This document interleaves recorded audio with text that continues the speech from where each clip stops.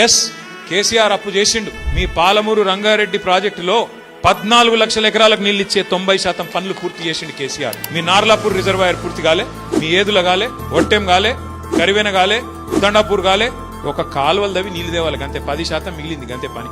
ఎక్కడైతే నీళ్లు దూడాలనో శ్రీశైలంలో అక్కడ పని పూర్తయింది, ఎక్కడైతే నీళ్లు నిలుపాలనో ఆ పని పూర్తయింది, రిజర్వాయర్లు పూర్తయినాయి.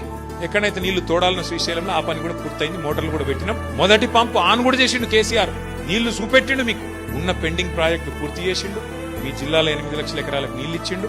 ఇంకొక 14 లక్షల ఎకరాలకు నీళ్లు ఇయనిక 90% పూర్తి చేసిండు కేసీఆర్ గారు. దగ్గర 35,000 కోట్లు ఖర్చు పెట్టి అప్పు చేసిండు. పాలమూరు ప్రాజెక్టు 90% పూర్తి చేసిండు.